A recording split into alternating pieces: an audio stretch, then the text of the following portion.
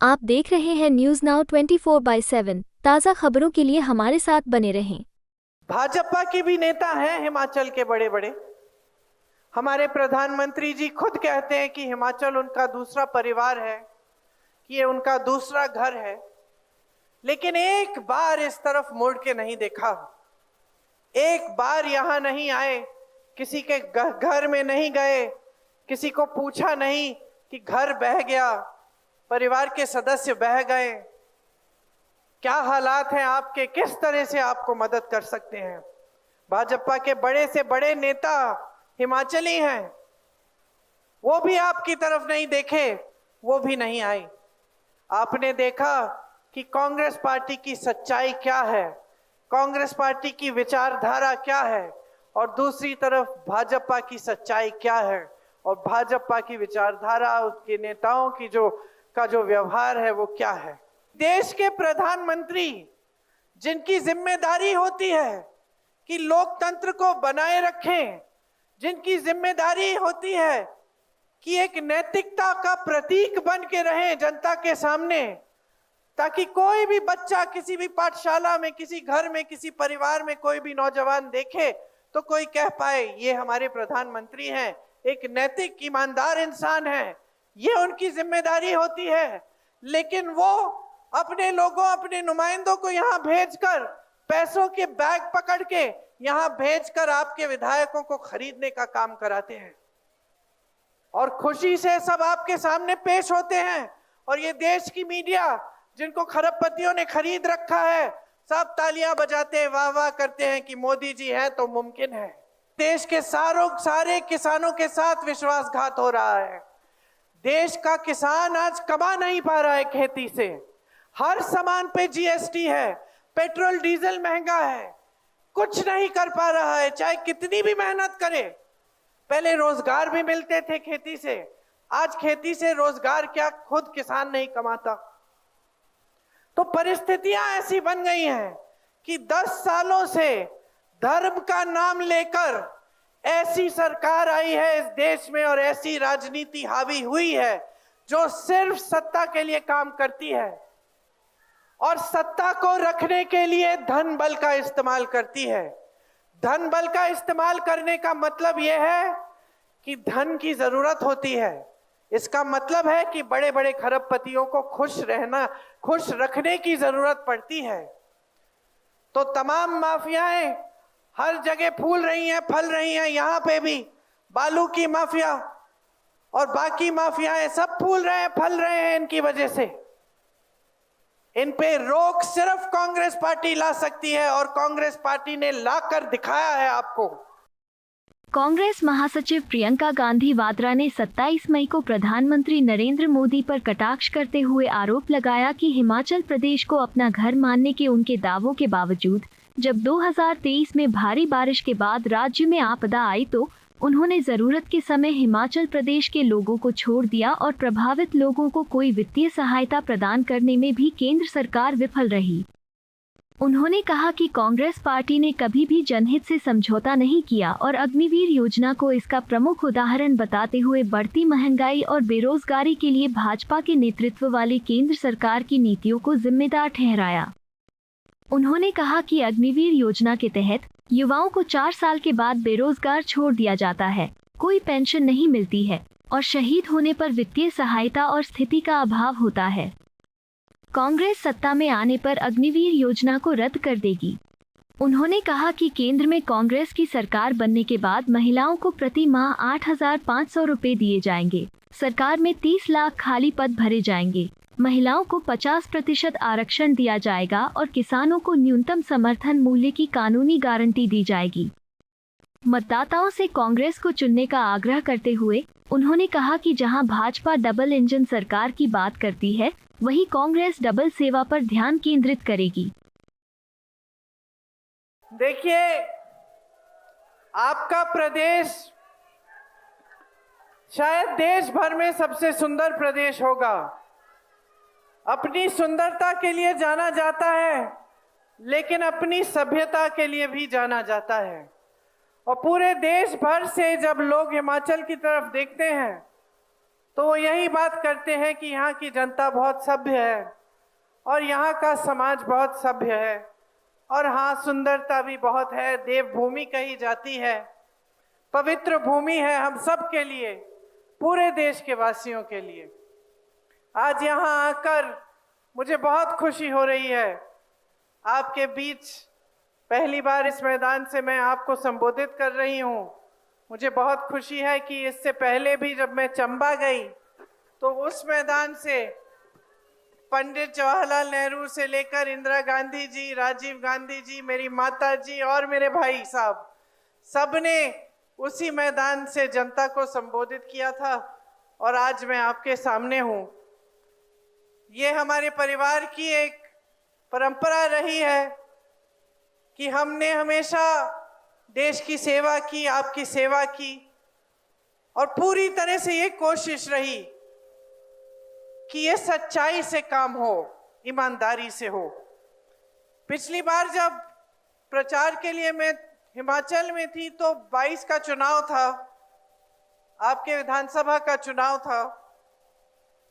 उस समय जहां जहां मैं गई मैंने सिर्फ एक बात कही कि जागरूक बनिए और अपने प्रदेश के लिए, अपने भविष्य के लिए पूरे विवेक से अपना निर्णय लीजिए। मैंने उस समय कहा था कि जो पार्टियां आपके सामने प्रस्ताव रखती हैं कि किस तरह से विकास करेंगी, किस तरह से सरकार चलाएंगी, उनको ध्यान से सुनिए और ध्यान से सुनकर अपने ही विवेक, अपने अनुभव से निर्णय लीजिए। आपने निर्णय लिया और उस निर्णय पे हम सबको गर्व है। आपने कांग्रेस पार्टी की सरकार चुनी और प्रदेश में हमारी सरकार बनी।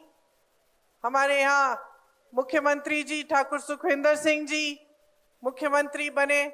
इन्होंने खुद कहा कि एक साधारण परिवार से उभरे और पूरा जीवन इन्होंने आपके लिए काम किया।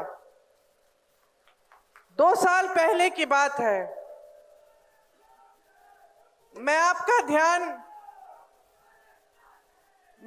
ध्यान इस बात पे आकर्षित करना चाह रही हूं कि आज आम चुनाव है, लोकसभा का चुनाव भी है और पास में एक विधानसभा लगी है, वहां भी उपचुनाव होने जा रहा है।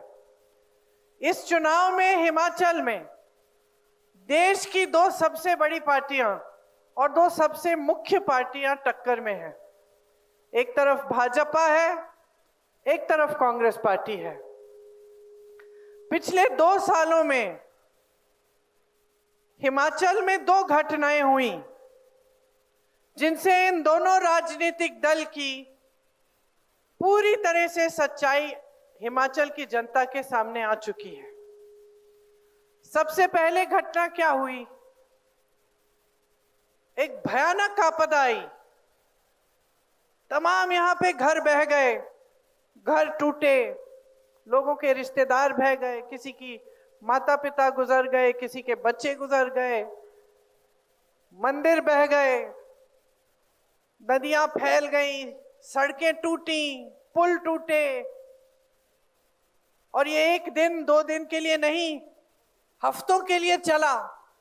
मुझे याद है कई बार मैंने कोशिश की कि मैं आऊं, फिर ऐसा लगा कि अभी भी हो रहा है और यहाँ आके जो राहत के लिए काम हो रहा है, जो पुलिस वाले काम कर रहे हैं, उनको डिस्टर्ब ना किया जाए। तो काफी समय लगा, महीने लगे और महीनों के बाद मैं आ पाई। लेकिन जब मैं आई तो मैंने देखा कि किस तरह की तबाही हुई है। देख के दिल टूट सा रहा था कि किस तरह से लोगों ने झेला, घर के घर बह गए और ऐसा लगा कि सड़क ही नदी के अंदर चली गई है पूरी। और जब हम आए महीनों बाद तो हमने देखा कि आधी आधी सड़कें टूटी थी, आधी आधी सड़कों पे हम गुजर के निकले। ये आपदा आई, हमारी नई नई सरकार बनी थी। आपने खुद देखा होगा कि कांग्रेस का एक एक कार्यकर्ता, एक एक नेता, एक एक मंत्री, कांग्रेस के मुख्यमंत्री भी आपके बीच आए और बीच रहे। मुझे याद है फोन पे भी जब हम बात करते थे तो कभी कहीं राहत पहुंचाने के लिए चले गए होते, या कहीं हमारे मंत्री कहीं भी फंसे हुए पर्यटकों को बाहर निकालने के लिए खुद बीच रात तक खड़े रहे। तो पूरी सरकार, पूरी कांग्रेस पार्टी एकजुट होकर आपके बीच आई और आपकी मदद, आपकी सहायता करने में लगी रही। और तब तक नहीं थमे जब तक ये आपदा खत्म नहीं हुई, और उसके बाद भी सरकार की जितनी भी हिम्मत ताकत थी वो आपकी राहत के लिए, आपकी सहायता के लिए लगी। ये हमारी पार्टी की सच्चाई आपने देखी। इसी समय भाजपा के भी नेता हैं हिमाचल के बड़े बड़े। हमारे प्रधानमंत्री जी खुद कहते हैं कि हिमाचल उनका दूसरा परिवार है, कि ये उनका दूसरा घर है। लेकिन एक बार इस तरफ मुड़ के नहीं देखा, एक बार यहां नहीं आए, किसी के घर में नहीं गए, किसी को पूछा नहीं कि घर बह गया, परिवार के सदस्य बह गए, क्या हालात हैं आपके, किस तरह से आपको मदद कर सकते हैं। भाजपा के बड़े से बड़े नेता हिमाचली हैं, वो भी आपकी तरफ नहीं देखे, वो भी नहीं आए। आपने देखा कि कांग्रेस पार्टी की सच्चाई क्या है, कांग्रेस पार्टी की विचारधारा क्या है, और दूसरी तरफ भाजपा की सच्चाई क्या है, और भाजपा की विचारधारा, उसके नेताओं की जो व्यवहार है वो क्या है। दूसरी घटना घटती है, भाजपा अपने धन बल से आपसे जो चुनी गई सरकार थी, प्रदेश की कांग्रेस सरकार को गिराने की कोशिश करती है। विधायकों को 100-100 करोड़ रुपए दिलाए जाते हैं, रात को चोरों की तरह इधर से उधर छुपाया जा रहा है। कोई चंडीगढ़ जा रहा है होटल में बैठने के लिए, कोई कहीं और जा रहा है। आपकी सरकार की चोरी आपके आंखों के सामने हो रही है। पैसा दिया जा रहा है, जिन्होंने आपके लिए आपदा में काम किया, जो पूरा मंत्रिमंडल आपके लिए हाजिर रहा दिन रात आपकी सहायता के लिए, जिन कार्यकर्ताओं ने दिन रात आपके लिए काम किया, उनके साथ विश्वासघात होता है। और आप देख रहे हैं आपके आंखों के सामने कि देश के प्रधानमंत्री, जिनकी जिम्मेदारी होती है कि लोकतंत्र को बनाए रखें, जिनकी जिम्मेदारी होती है कि एक नैतिकता का प्रतीक बन के रहें जनता के सामने, ताकि कोई भी बच्चा किसी भी पाठशाला में, किसी घर में, किसी परिवार में कोई भी नौजवान देखे तो कोई कह पाए ये हमारे प्रधानमंत्री हैं, एक नैतिक ईमानदार इंसान है। ये उनकी जिम्मेदारी होती है। लेकिन वो अपने लोगों, अपने नुमाइंदों को यहां भेजकर, पैसों के बैग पकड़ के यहां भेजकर आपके विधायकों को खरीदने का काम कराते हैं, और खुशी से सब आपके सामने पेश होते हैं। और ये देश की मीडिया, जिनको खरबपतियों ने खरीद रखा है, सब तालियां बजाते हैं, वाह वाह करते हैं कि मोदी जी हैं तो मुमकिन है। ये घटना भी हिमाचल में पिछले 2 सालों में घटी। ये तो हमारी सरकार थी, हमारे अपने विधायक थे, हमारे मंत्री थे, हमारे मुख्यमंत्री जी थे, जो अडिग रहे, दृढ़ रहे, जो झुके नहीं इस धन बल के ताकत के सामने। और हिमाचल की जनता ने जो चुना था, हिमाचल की जनता ने जो निर्णय लिया था 22 में, उसको अटल रखने के लिए खड़े रहे। नहीं तो ये सरकार नहीं बचती, क्योंकि भाजपा की विचारधारा, भाजपा के नेताओं का व्यवहार, भाजपा की नैतिकता सब आपके सामने दिखने लगी। ये उनकी सच्चाई है और ये हमारी सच्चाई है। चुनाव के समय आपके सामने बड़े से बड़े नेता, प्रधानमंत्री जी आते हैं, कहीं पहाड़ों पे चले जाते हैं, कैमरा निकाल के पर्यटक की तरह खड़े होके फोटो खींचते हैं, लेकिन जो आपकी समस्याएं हैं उनके बारे में बात नहीं करते। भगवान का नाम लेते हैं तो वोटों के लिए, आपसे कहते हैं कि भगवान के नाम से वोट दीजिए, लेकिन भगवान का काम कोई नहीं कर रहा है। सरकारें चोरी हो रही हैं, धन बल से लोकतंत्र बिगाड़ा जा रहा है, संविधान को बदलने वाली बातें हो रही हैं, जिससे आपके अधिकार, आपके आरक्षण कमजोर होंगे। लोगों का बंटवारा हो रहा है, धर्म के नाम से फिजूल की बातें हो रही हैं मंच पर कि कांग्रेस पार्टी के नेता आकर आपके भैंस चुराएगी, आपके मंगलसूत्र चुराएंगे, लेकिन आपकी बात नहीं हो रही है। तो जो इनकी सच्चाई है वो स्पष्ट है। अब आपकी जागरूकता पर निर्भर है कि आप इस सच्चाई को देख पा रहे हैं कि नहीं, क्योंकि टीवी आपको कुछ और दिखा रहा है। आपको टीवी पे, सारे चैनलों पे यही दिखता है कि मोदी जी जैसे नेता कभी हुए नहीं है इस देश में, कि भाजपा जैसी ईमानदार पार्टी है ही नहीं इस देश में। आपको बताया जा रहा है कि अर्थव्यवस्था तेजी से आगे बढ़ रही है, लेकिन आप घर जाते हैं, महंगाई से जूझ रहे हैं, दुकान जाती हैं, मेरी बहनें कुछ खरीद नहीं पा रही हैं, बच्चों को पाल रही हैं, बच्चा बीमार पड़ता है तो समझ में नहीं आता कि इलाज कैसे कराएंगे। महंगाई इतनी हो गई है कि सिलेंडर का दाम छोड़िए, हर चीज का दाम इतना बढ़ चुका है कि सामना करना मुश्किल है।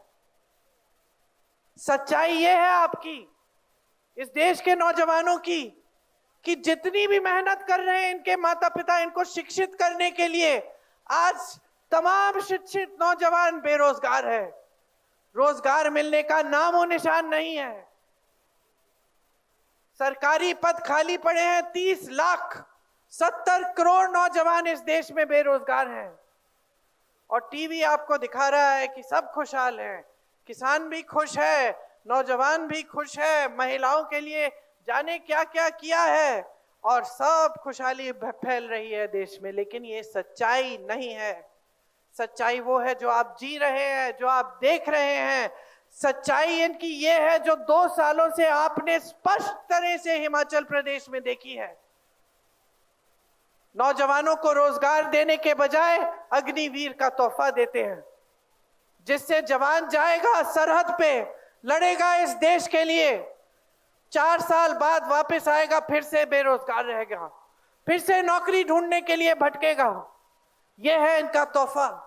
और वो जवान, वो अग्निवीर अगर शहीद हो गया देश के लिए तो उसको शहीद का दर्जा भी नहीं मिलेगा, उसको, उसके परिवार को शहीद का पेंशन भी नहीं मिलेगा। यहां मुख्यमंत्री जी ने ओपीएस की बात की। ओपीएस लागू हुआ जब हम ये कह रहे थे चुनाव में कि हम अपने जहां जहां हमारी प्रदेश सरकार बनेगी ओपीएस को लागू करेंगे।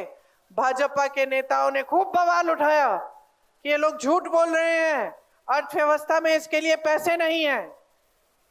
लेकिन जब इनके बड़े बड़े खरबपति मित्रों को देश के खदान पकड़ाने थे, देश के हवाई अड्डे पकड़ाने थे, देश के बंदरगाह पकड़ाने थे और 16 लाख करोड़ के कर्ज माफ करने थे, तब अचानक देश में सारे पैसे आ गए। तब देश की अर्थव्यवस्था के बारे में कोई चर्चा नहीं की इन्होंने। ये है इनकी सच्चाई। सच्चाई ये है कि कांग्रेस पार्टी ओआरओपी लाई, 1 रैंक 1 पेंशन, इन्होंने 1 रैंक और अलग अलग पेंशन कर दिए। डिसेबिलिटी का पेंशन मिलता था सैनिकों को कि चोट लग जाए, कुछ हो जाए, चल नहीं पाएंगे, एक हाथ में कुछ हो गया, इस्तेमाल नहीं कर पाएंगे, तो पेंशन मिलता था। वो पेंशन भी खत्म कर दिया है। ना इनकी सरकार अधिकारियों के लिए चल रही है, ना सैनिकों के लिए चल रही है, ना कर्मचारियों के लिए चल रही है, ना किसानों के लिए चल रही है, ना गरीबों के लिए, ना महिलाओं के लिए, तो किसके लिए चल रही है? वो भी हिमाचल के उदाहरण से स्पष्ट होता है, क्योंकि हिमाचल में सारे कोल्ड स्टोरेज आज किसके हैं? अडानी जी के हैं। तो यहां के जो सेब उगते हैं उस पे तो जीएसटी की टैक्स भरे जा रहे हैं, और अमेरिका से जो सेब आ रहा है उसका टैक्स कम हो रहा है। ग्राहक का दुकान से कौन सा सेब खरीदेगा? जो सस्ता होगा। अमेरिकन सेब खरीद रहा है, और अडानी के कोल्ड स्टोरेज में सेब पड़े रहेंगे। अडानी जी तय करेंगे कि सेब का दाम क्या है, अडानी जी तय करेंगे कि सेब कब बिकेगा। और इसी तरह से देश के सारे किसानों के साथ विश्वासघात हो रहा है। देश का किसान आज कमा नहीं पा रहा है खेती से। हर सामान पे जीएसटी है, पेट्रोल डीजल महंगा है, कुछ नहीं कर पा रहा है, चाहे कितनी भी मेहनत करे। पहले रोजगार भी मिलते थे खेती से, आज खेती से रोजगार क्या खुद किसान नहीं कमाता। तो परिस्थितियां ऐसी बन गई हैं कि 10 सालों से धर्म का नाम लेकर ऐसी सरकार आई है इस देश में और ऐसी राजनीति हावी हुई है जो सिर्फ सत्ता के लिए काम करती है और सत्ता को रखने के लिए धन बल का इस्तेमाल करती है। धन बल का इस्तेमाल करने का मतलब यह है कि धन की जरूरत होती है। इसका मतलब है कि बड़े बड़े खरबपतियों को खुश रखने की जरूरत पड़ती है। तो तमाम माफियाएं हर जगह फूल रही हैं, फल रही हैं। यहां पे भी बालू की माफिया और बाकी माफियाएं सब फूल रहे हैं, फल रहे हैं इनकी वजह से। इन पे रोक सिर्फ कांग्रेस पार्टी ला सकती है और कांग्रेस पार्टी ने लाकर दिखाया है आपको। पूरे देश भर में ऐसे ही बड़े बड़े खरबपति आगे बढ़ रहे हैं, जनता को लूटा जा रहा है। यहां हिमाचल में आपने उदाहरण देखा है कि अगर सरकार की नीयत अच्छी होती है, अगर नेता ईमानदार होते हैं तो कितना काम हो सकता है और ऐसी माफियाओं पे भी रोक डल सकता है। जब एक सरकार को सिर्फ सत्ता के लिए काम करना होता है, सिर्फ बड़े खरबपतियों को खुश करने के लिए काम करना पड़ता है, तो वो सरकार न लोकतंत्र को देखती है, न संविधान को देखती है, न जनता को देखती है। बार बार ऐसा ही हमने पूरे देश में देखा है। किसानों ने आंदोलन किया, मोदी जी घर से बाहर निकले नहीं। मीडिया की सहायता के साथ किसानों को आतंकवादी बोला, देशद्रोही बोला, लेकिन उनकी समस्या हल करने की कोई बात नहीं की। महिलाओं पर अत्याचार हुआ, मणिपुर में हुआ, हाथरस में हुआ, उन्नाव में हुआ, कर्नाटका में जिसने अत्याचार किया वो मोदी जी के मंच पे खड़े हुए, उनके साथ मोदी जी के उनके अपने नाम पर उनके लिए वोट मांगे। हर स्तर पर जहां जहां अत्याचार हुआ महिलाओं के साथ, मोदी जी और उनकी सरकार ने, उनके नेताओं ने अत्याचारियों का ही पक्ष लिया। महिला की सुरक्षा नहीं देखी, महिला की रक्षा नहीं की। तो हर स्तर पर आपकी मुसीबतों को बढ़ाने का काम हो रहा है। 10 सालों से सिर्फ यही हुआ है। अगर इनकी एक उपलब्धि है तो यही है कि 10 सालों में इन्होंने भाजपा को दुनिया की सबसे अमीर पार्टी बना दी। 10 सालों में भाजपा पार्टी इस दुनिया की सबसे अमीर पार्टी बनी कैसे भाइयों और बहनों? अगर मोदी जी इतने ईमानदार हैं, इतने सभ्य हैं, चंदा ले लेके, और चंदा किस किस से लिया? जिसने वैक्सीन बनाई कोविड से उससे 52 करोड़ रुपए चंदा लिया। जिसने गुजरात में वो पुल बनाया था, जो पुल गिर गया और सैकड़ों लोग बह गए पानी में, उससे चंदा लिया। जिस पे छापे मारे थे उनसे चंदा लिया, छापे बंद कर दिए चंदा लेने के बाद। जिन पे मुकदमे डाले थे उनसे चंदा लिया और मुकदमे ठंडे बस्ते में डाले, और कर करके बड़े बड़े खरबपतियों के साथ अपनी साठ गांठ रख के दुनिया की सबसे अमीर पार्टी बना दी बीजेपी। कांग्रेस पार्टी 55 सालों से सत्ता में रही, 55 सालों में कभी दुनिया की सबसे अमीर पार्टी नहीं बन पाई और ना किसी ने प्रयास किया इसे बनाने का। हमारा प्रयास था कि देश की संपत्ति देश के देशवासियों के हाथों में वापस जाए। आज भी हमारा यही प्रयास है। जो गारंटी हम हिमाचल प्रदेश के चुनाव में लाए थे, जिसको पूरा करने का काम सुक्खू जी और इनकी सरकार कर रहे हैं, जो आपके सामने आस्ते आस्ते सब पूरा हो रहा है, ये गारंटी का काम वही काम था कि जो देश की संपत्ति है वापस आपके जेबों में जानी चाहिए। हम इस चुनाव में भी, लोकसभा के चुनाव में भी कुछ गारंटियां लाए हैं जो हम देश भर में लागू करना चाहते हैं।